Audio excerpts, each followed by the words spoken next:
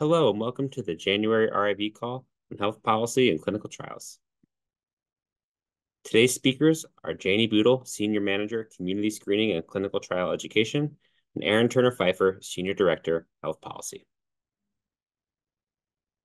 Hi, everyone. Thank you so much for watching today. My name is Janey Bootle, and I'm a senior manager working on the T1D education and clinical implementation team. As a part of my role at JDRF, I focus on clinical trial education and awareness. And today I'm going to cover what clinical trials are, the importance of clinical trial education, and the importance of clinical trial participation to both JDRF and the T1D community. So first, let's talk about what clinical trials are and the benefits of participation. Clinical trials are scientific research studies to determine if possible medical treatments are safe and effective. This means that clinical researchers are trying to answer important questions that will lead to better ways to prevent, treat, and ultimately cure type 1 diabetes. It's important to note that these trials go through extensive regulatory review processes before they can ever enroll a participant. So now let's talk about the benefits of participating in clinical research. Often I hear, I don't need to participate. There are other people out there who will do it, or participating in research doesn't benefit me. And I often disagree with these statements. We truly do need clinical trial participants. And by taking part in clinical trials, participants, they not only play a more active role in their own healthcare, but they can also access experimental treatments and help others by contributing to medical research. And when we talk about clinical trials, we talk about them being conducted in phases. A new therapy or treatment must go through each of these phases listed on the screen to reach FDA approval and be available to people with type 1 diabetes. And in phase 1 trials, researchers test a treatment in a small group of people for the first time. The purpose of this study is to learn about safety in phase 1. And then in phase 2 trials, the treatment is given to a larger group of individuals, often 100 to 300 people, to determine its effectiveness and to further study its safety. And then moving on to phase 3 trials, the treatment is given to large groups of people to confirm its effectiveness, monitor side effects, compare it with standard or similar treatments that are already approved, and collect information that will allow it to be used safely. And then finally, in phase 4 trials, this is after a drug has been approved by the FDA and made available to the public. And researchers track its safety in the general population, seeking more information about a drug or treatment's benefits and optimal use. So I just want to take a moment and talk about the key to this slide. It's really important to understand that research is conducted in phases, and I think it's important for the T1D community to understand this. When individuals are considering clinical trial participation, the phase of a study can make an impact on their decision to participate in a trial. For example, a phase 1 study is collecting safety data, while a phase 3 study already has lots of safety data available. So I think it's important for the community to be able to understand this when we're talking about clinical trials and they're thinking about participating. So our next slide here emphasizes why JDRF recognizes the need for clinical trial education. 2 to 16% of clinical trial participants are racial and ethnic minorities. And we know that individuals of different ethnicities and minorities may react differently to different treatments. And without their participation in clinical research, we don't know how a treatment may work for all populations. 11% of clinical trial sites fail to enroll a single participant, and then 0.2% of people are referred to clinical research from their healthcare provider. And from this data, we know that we need both more clinical trial participants, diverse clinical trial participants, And we also need to be able to understand and address the barriers and challenges to healthcare providers referring to clinical research. People are not hearing about these opportunities due to the inability to access clinical trial information. And we really hope to change that. So let's talk about why is this a JDRF priority? So as we know, the number of trials that are recruiting for participants changes all the time. And right now, there are so many clinical trials out there in the type 1 diabetes space, more than ever before. And if we don't find people to participate in these trials, they're delayed. And a delayed trial means that more funds are potentially required to complete the trial, and a potential type 1 diabetes therapy takes longer to reach the type 1 diabetes community. So it is essential that we share information about clinical trials and encourage people to participate. So many of you have heard about the JDRF education program. And I would like to take a moment to review and expand upon the work that we do in this program. The goal of this program is to create a culture of research participation among the T1D community. And to address this, we have 5 different components of the program. We have our clinical trial education volunteers. We'll go more into detail about what these volunteers do on a further slide. And then we have our clinical trial connections. These are some tools that have been developed in order to assist our volunteers and community in identifying trials that are available. And you guys are, as RIVs, can help, you can use these tools to be able to understand what trials are out there and share them. And then we have some multimedia assets, and education is really key in helping the community understand what clinical trials are and why they're important and how they can be accessed.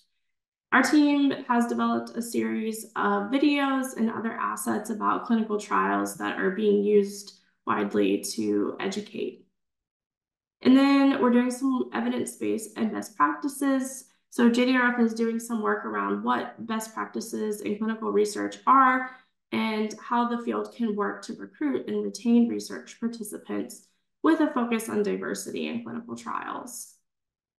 And we have our Participant Advisory Council. So this program has a diverse group of individuals available for scientific investigators to call upon for study feedback in the early phases of design. And these individuals can provide feedback to increase both patient satisfaction and help identify participation barriers.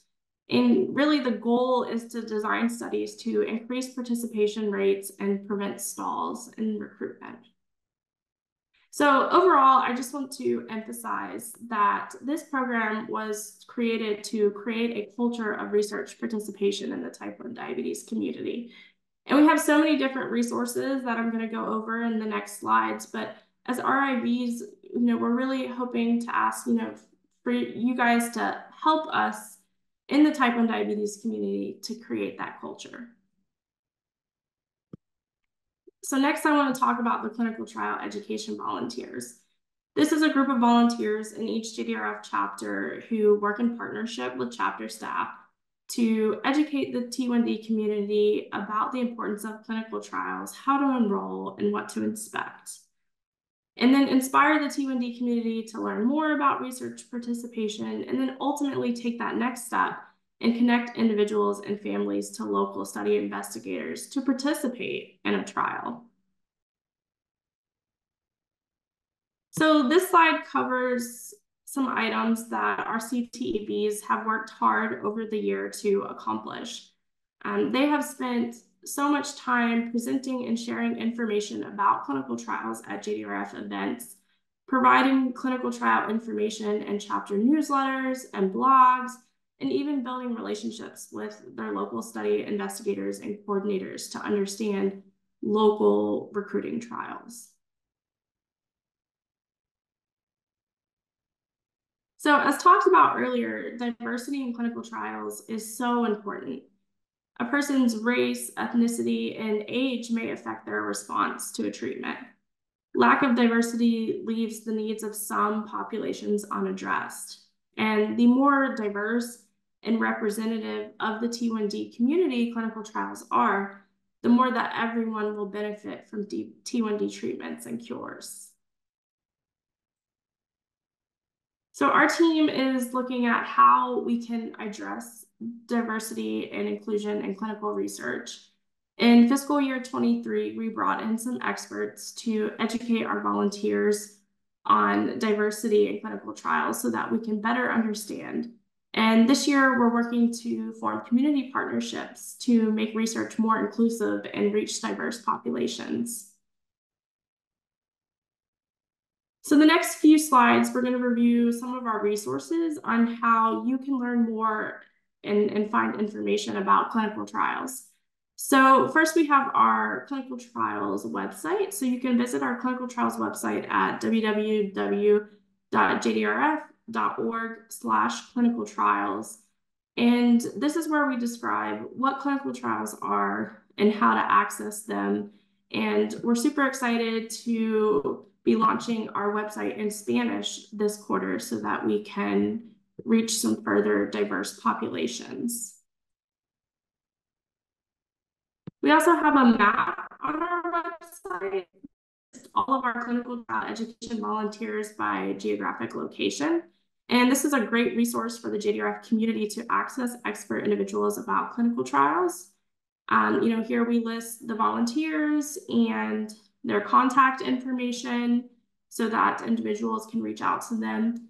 We also have a section on our website where we feature some clinical trial participants. So really just putting a face and name to clinical trial participation in the T1D community so that individuals can relate to it and understand why it's important to participate in research. We also have our clinical trial education videos, and these serve as great resources to the community to further understand what clinical trials are and why they are important. And these fun JDRF branded videos are available to be used for presentations, and our team is working on placing them with healthcare providers to utilize in their offices. So I challenge each of you to think about how you can use these videos in your work that you do as an RIV. If you have some relationships and connections within your community and your chapter where you think these videos would be helpful, there are definitely opportunities there. And we also have these videos in Spanish.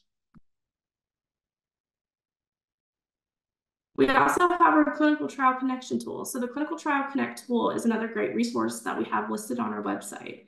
And this tool allows individuals to put in some basic information about themselves, and then they are matched to a trial that they are potentially eligible for in their area. And when using this tool, individuals also have the option to sign up to receive emails from JDRF about clinical trials. And we also have this tool in Spanish. Then we have our JDRF clinical trial dashboard, and this pulls from clinicaltrials.gov, and it's an easy visual to display different trials that are recruiting around the country. You can sort trials by chapter or by state, and this tool also gives us the function to import virtual study options, which are not required to be registered on clinicaltrials.gov. So we want to make sure that we're capturing all study options in our dashboard here. And again, this is a great resource to use if you're not quite sure what trials are recruiting in your area. You can pick your chapter and it'll generate a list. And then we have the pipeline. The pipeline is the research department's monthly newsletter. And if you don't receive this newsletter, I highly encourage you to sign up. So each month we highlight a current recruiting clinical trial in the pipeline. So make sure you look for that section. And this is a great way to stay in the know about current recruiting trials. Generally, we highlight a variety of different trials. JDRF funded trials, non-JDRF funded trials, and sometimes we also highlight virtual trials in that section as well. So certainly always read that section in the pipeline. And then we have the Participant Advisory Council. So the Participant Advisory Council is a program that was created to inform clinical trial design from the patient perspective. And this council consists of individuals who have participated in clinical research and are willing to provide feedback to industry and academia when they're designing their study. JDRF essentially serves as the matchmaker connecting our PAC members to the investigator who is seeking feedback. And the ultimate goal of the PAC is to design studies that make it easier to recruit and retain participants by addressing challenges and barriers in study design. So that has come to the conclusion of my presentation, and I just want to thank all of you for joining, and thank you so much for being our partners in creating a culture of research participation among the type 1 diabetes community. Good afternoon, good morning, good evening, depending on where you're at and when you're watching this. My name is Aaron Turner-Phifer. I'm the Senior Director of Health Policy here at JDRF. And today we're going to just talk a little bit about the health policy team, our role, and what we are working on to advance JDRF's mission. So these short slide deck, we're going to talk about health policy and our approach in general, and we'll talk about our key priority areas, which are insulin affordability, device access, and cures. And interestingly enough, there are interesting changes in each of these areas, and it's certainly an evolving landscape. And so excited to talk to you all about how we are planning to navigate these changing elements. So our approach to health policy. We'll jump right in here. You all have probably seen the pipeline before. Highlighted here, you can see where the health policy team is focused. We kind of fall here. Everything that happens after regulatory approval and in between clinical adoption, we're focused on what we broadly call healthcare coverage. Really, we're focused on access, and our team's role within the advocacy team is to work with regulators on the policy side, so typically Medicare, Medicaid folks, as well as health plans, employers, to make sure that folks have access to all the amazing therapies that are on the market now and all those amazing therapies that are in the pipeline for approval. So we do this in a number of different ways, and access is a team support, as we like to say, amongst the advocacy team. We've got folks who are focused on grassroots, focused on lobbying in Capitol Hill and the White House. And then we've got folks who are focused on FDA policy, and then our team as well. And all of us support or touch a different part of the elephant at any given time. And so this is really a team effort. And we do this across the advocacy team. We partner with allies. It could be industry. This could be other allied organizations who are patient advocacy groups.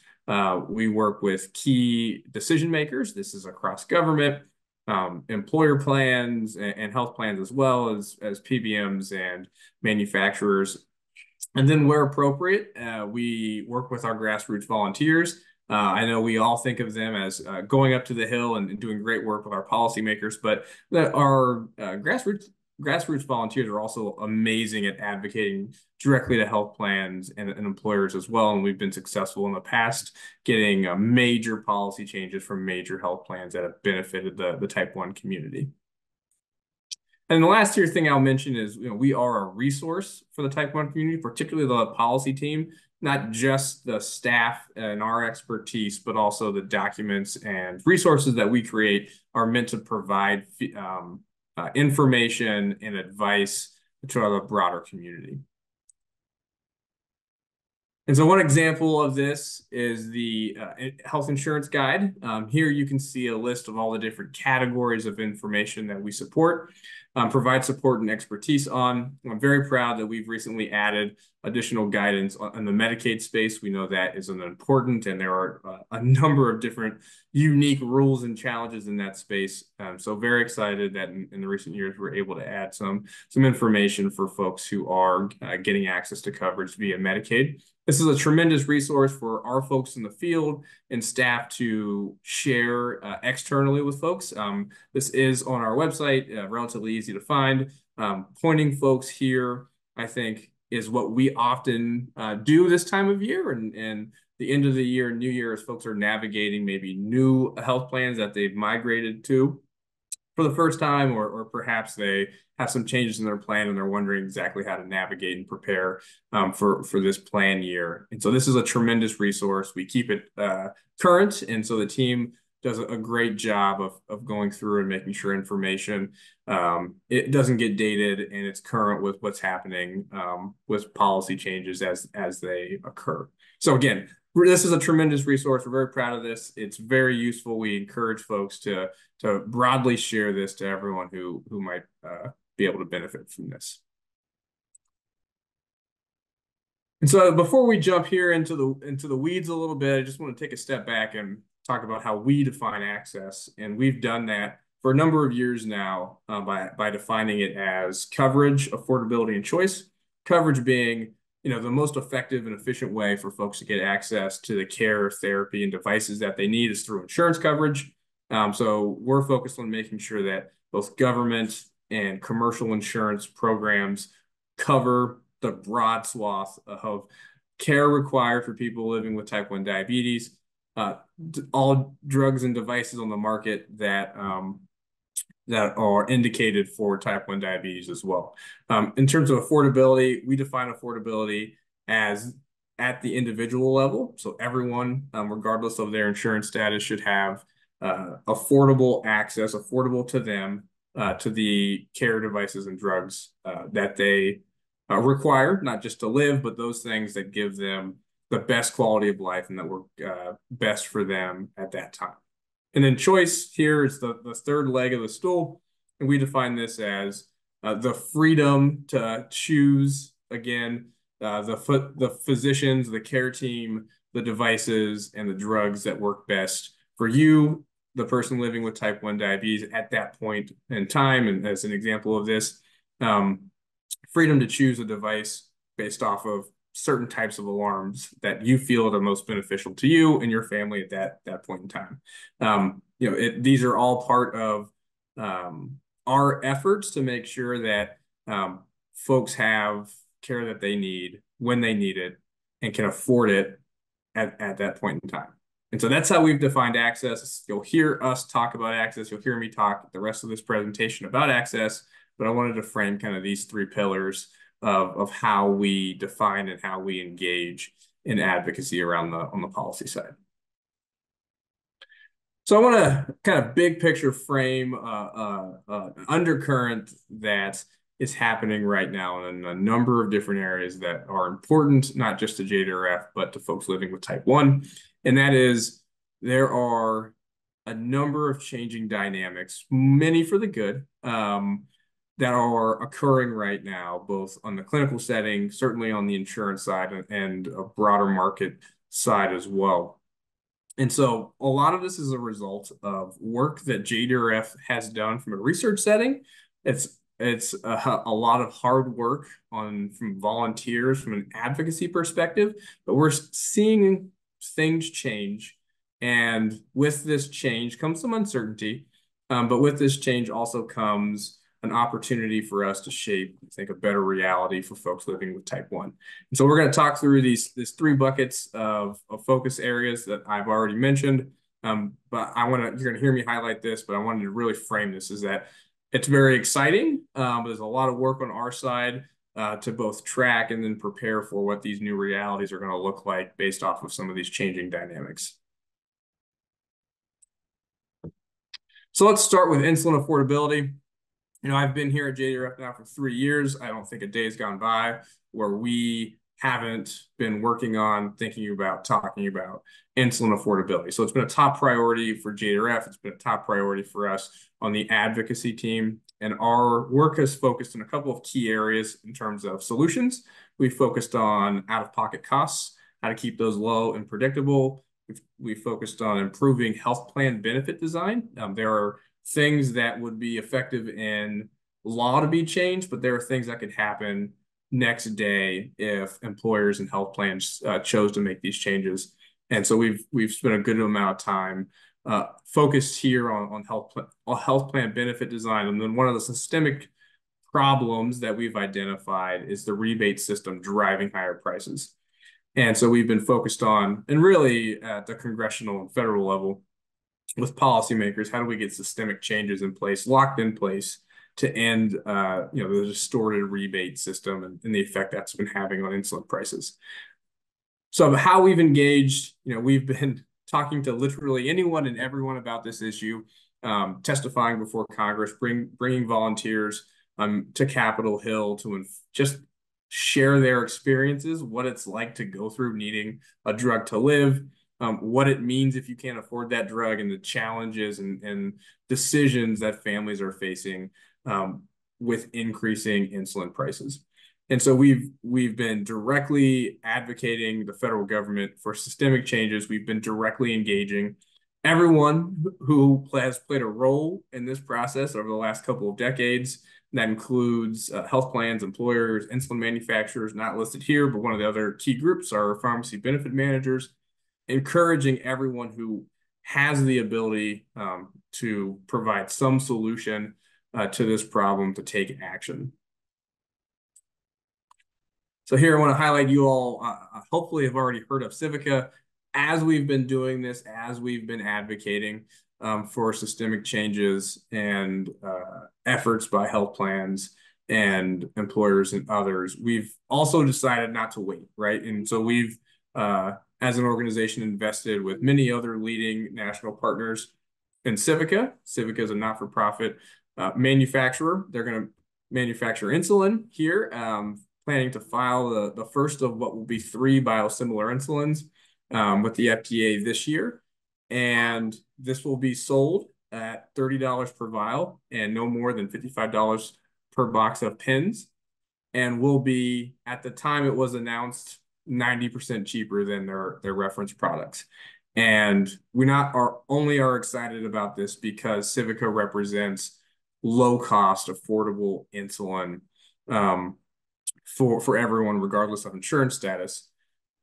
We also think this is a disruptive element to the market. We'll talk about some of the recent announcements here in a second, but the Civica model is not going to go through the rebate system.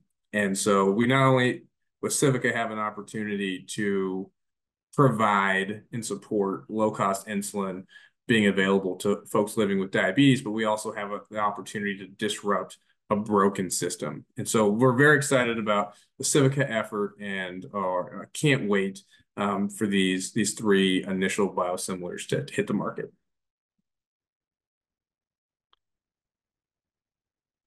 And so here, this is one of my favorite slides that I stole from my amazing colleague, Jackie LeGrand, who's been doing a lot of work leading our portfolio here on the insulin side. And it really shows it shows slow but steady progress in addressing insulin affordability. All the way back in 2019, we had some action by the federal government to exempt insulin from certain to add insulin to the preventative medicine list that the IRS has for high deductible health plans, exempting it from the deductible.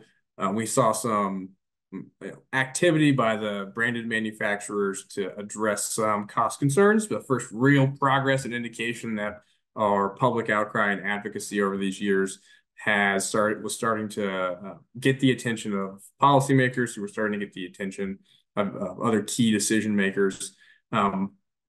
Maybe one of the few things that both the Biden administration and the Trump administration could agree on was a $35 cap for monthly cost of insulin for Medicare enrollees. We had the senior savings model launched in 2020, which JDRF was supportive of, and that was the basis and the model for the $35 cap that Congress adopted in 2022. Now that we're in 2024, I can't say last year, in 2022, in the Inflation Reduction Act. So now everyone on Medicare who is taking insulin will have the option and the availability of insulin at $35 per month. And so we are excited about that progress. JDRF pushed very hard to get the cap in place for Medicare. We were very close to getting the cap applied commercially, and we're still working with that goal in mind.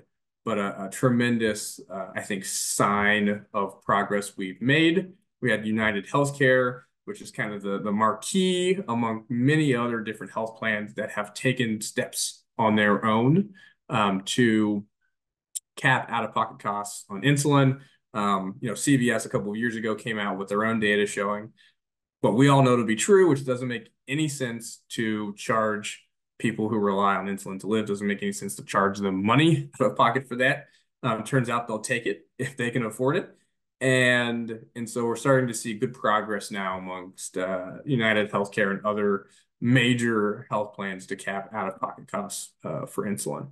And then last year, we think, at least not, if not in some small part, reaction to what Civica is planning to launch. We saw the branded manufacturers announce insulin list price reductions for several of their off-patent, leading insulin products, and those are now in effect. So they are effective on paper. We're paying close attention to make sure that the actual rollout of these list price reductions is going as announced.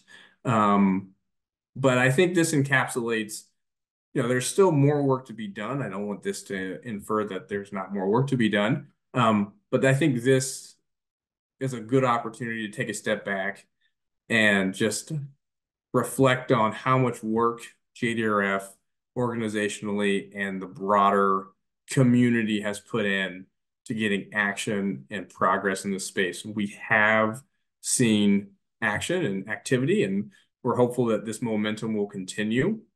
And we know that none of this is possible without our partnerships internally with research and our staff in the field, as well as our amazing volunteer community. So really, this is a good time at the beginning of the year here to reflect on the progress we have made on insulin affordability. We're closer than we've ever been to reaching our ultimate goal of everyone being able to have access to affordable insulin regardless of their insurance status.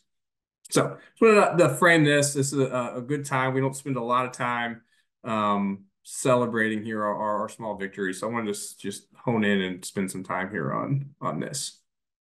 So device access, which is, for me, an interesting place to come in. I came into the organization after a lot of work had already been done to get broad access to insulin, or not to insulin, sorry, to key devices. And what we've seen is in significant major areas on the commercial insurance side and Medicare, there's pretty broad coverage now for pumps, continuous glucose monitors, and artificial pancreas systems. Medicare kind of being that last major domino to fall. And now Medicare now covers all devices on the market. And, we are seeing, and there is a growing number of states who are covering now these what are now standard of care devices on the Medicaid side. And I do have a sick kid at home with me, so I am getting yelled at. We'll just keep moseying along here. I think this is an element of how this area here is evolving. This is a great chart here that we pulled from some folks who are in the UK as they were looking at the devices on the market. And you can just see kind of not just the number of devices that are available, that they are beginning to be interconnected and intertwined. Great for the community. It's a tremendous sign of the work JDRF has done to get us to this point. But you can imagine the complexity that comes with covering these devices that are beginning to work together in a more synchronized fashion. And so emerging issues on the device side that we're paying close attention to is, what do these next generation of devices who are more reliant on maybe a cell phone and an algorithm than they have been in the past, how does that impact coverage, particularly on the commercial side and the Medicare side? Medicare has pretty stringent rules for what it can cover and how it can cover it. Think of the Omnipod and Insulet's issues getting on the durable medical equipment benefit. And one of the reasons why Omnipod only moves through a pharmacy channel now is in response to some of those issues that Medicare was having with tubeless pumps and how to fit them into their definitions. And so on the commercial side, particularly around choice, we're paying close attention to how plans are now responding to no longer questioning the utility of these devices, but now starting to pick their favorite. what that means for folks with type 1, and then both on the Medicare and commercial side. What does it look like as more devices start to move toward a pharmacy channel as the supply route? What that means for benefit design, particularly the differences between out-of-pocket costs in compared to a durable medical equipment and a pharmacy benefit. So we're paying a lot of attention here. These are relatively new trends, and so we are paying close attention, both feedback we're getting from the community, but also what we can actually see in terms of data. And I'll highlight here, Medicaid remains kind of the laggard in the three major areas. Not every state is covering devices that are now the standard of care in the same way. So there's a lot of work that needs to be done here, and time is of the essence, right? And so if we know that access to these devices means better outcomes and healthier folks living and longer lives with type 1. And so we are actively working now to see what we can do to expand access in the Medicaid space. I should say before I move to Cures here on the device side, we've made tremendous progress, particularly in the last few years. That's not to say that more doesn't need to be done, but again, I want to highlight that a lot of the initial goals that JDRF set out to achieve 10 years ago, JDRF is very close to achieving those, and so we're looking for new strategies and new tactics to engage to make sure that everyone who wants one can have access to one of these amazing devices. So I'm going to wrap here. I want to talk about cures access. And when we talk about cures, at least particularly on the policy side, we're talking about access to T1D screening, monitoring once you've been screened, and then cures therapies, disease-modifying therapies, and cell-based therapies. Right now, screening and monitoring is covered to the extent that it is ordered, but it's not routine. It's not part of preventative services that physicians and the federal government recognizes. It's paid for, but it's not usually paid for under an insurance policy called type 1 diabetes screening. There is a disease-modifying therapy, TZIELD, available. There is a cell replacement therapy, Lantidra, available for type 1. We know there's more in development, and as certainly as these new therapies are hitting the market, we are engaging and paying close attention to how the market is responding. But there's limited payer, provider, public knowledge or awareness about type 1 diabetes screening, limited knowledge and awareness about the cures therapies that are here and the cures therapies that are coming. And so we know we've got a significant gap there in terms of awareness. So that's today.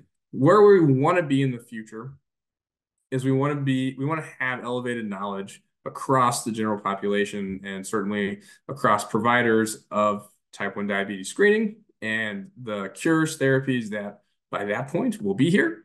We want screening to be routine for everyone. That way we don't miss anyone. And we want broad coverage, both in the commercial and government payer sides, for not just screening of type 1, but the cures therapies as well. And so we think about this as two different tracks, really on two different time horizons. The short term, the healthcare track, are those things that we can influence now based off the data we have now. Because we know screening, type 1 diabetes screening can and is available throughout the country. We know we have got therapies on the market that folks need access to. And so we're focused on not just the policy team, but partners with different teams across JDRF and then externally as well. How can we work with our clinical partners to expand and accelerate clinical adoption of not just screening, but access to the cures therapies? How can we support our partners to ensure there's reimbursement? And then, how can we engage both employers and health plans and pharmacy benefit managers for that matter to ensure that there's adequate insurance coverage, particularly of these cures therapies, which we know are going to be expensive, and the nature of the insurance coverage is going to be essential. So that's what we're working on in the immediate, because there is immediate need there, an immediate opportunity. some of our longer term efforts are things that we can influence, but maybe we can influence these not necessarily through advocacy immediately, but perhaps additional data needs to be generated from our research friends. And so these are focused around ADA guidelines. We've seen good positive steps from the guidelines. I know that our folks have identified a few areas where we'd like to see improved, so that continues to be a work in progress.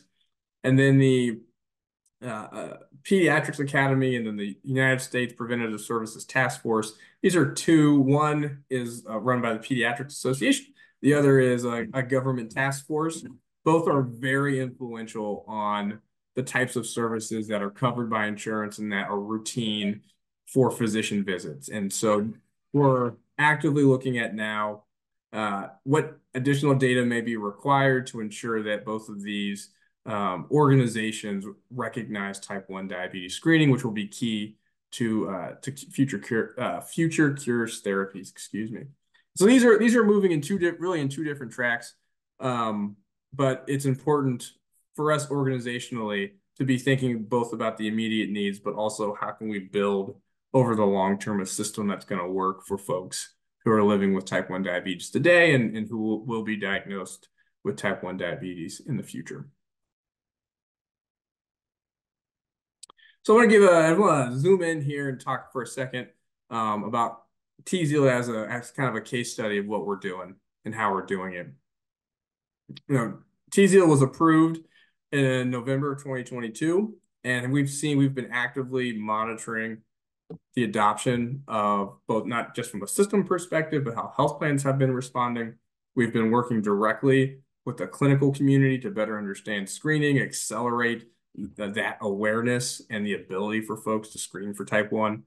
We've been directly engaging not just commercial payers, but also government payers so they understand the value of screening, the importance of monitoring, and then the cures therapies that they are being asked to cover and add to formularies. This hasn't been the policy team, but Anastasia and her team have been doing amazing work shepherding through additional guidelines and engaging the clinical community to make sure we have guidelines in place. And again, those are things that health plans rely on for decision support. So having those in place has been instrumental into folks covering screening and Tzield. And then we continue to advocate for coverage in accordance with the FDA label. We don't want to see coverage that comes with restrictions on who can get access to these therapies. So that's been instrumental in us. And I was to take a step back and frame how we've been approaching this, we haven't been advocating for Tzield specifically. What we've been advocating both to the clinical community and to the payer community is that things are changing in how we talk about and how we care for and how we treat type 1 diabetes. And JDRF's been focused on, if Tzield, and some of you may have heard Sanjoy say this. If you've seen this before, you probably heard me say this. Tzield is that first flight at Kitty Hawk, and we know that there are other flights coming. JDRF has been focused on ensuring that airports are being built. And so we've been deliberate in approaching these conversations with the broader community to build knowledge and ensure that infrastructure is being built to support not just Tzield and the other therapies that are available now, but the therapies that we know are coming in the future. So conclusion, and before I wrap on, let me mosey on here to the key takeaways. I should say, this really is a team effort. And so there are a number of us focused on the policy pieces of this. Sorry for the background noise, but our staff internally, our volunteers, folks out in the community and chapter folks are instrumental in all of this. If it's from sharing resources, getting folks involved and engaged in clinical trials, all of this comes together on the policy side. And all of this is mutually supportive and reinforcing of what we're doing on the advocacy side. And so, as I wrap here for key takeaways, we are part of the larger efforts here to advance our mission, making sure that there are innovative and life-changing therapies that are not just approved, but folks also have access to and they can afford. We are focused on insulin affordability, device access, and cures therapies, which includes type 1 diabetes screening. And we have a number of resources, not just the T1D insurance guide, which is probably the resource that we are most commonly referenced, but there are a number of other resources around costs, around our partnership with our colleagues and the chapters, and on the working on the clinical side and community engagement teams that we can provide if there are specific questions or additional support that's required in any of these issues. And so I just wanted to highlight here that for as a number of things that we're doing that we are kind of the face of and lead on, there are a number of other things that we partner with both at JDRF and externally that we can be supportive of. And if there are questions or ideas, please do bring those to us, because every success we've had at JDRF, we know is from all of us working together. And so always happy to partner with folks who have questions or ideas in any of these spaces. And so with that, I will say thank you for sitting through this. Hopefully it was productive. I will also say sorry, I don't believe I'm going to be at the next meeting. I believe Campbell will be there to answer any questions. I am about to leave for parental leave here in the coming days as we add a third to our family. So I hope everyone has a good rest of their day, and thank you.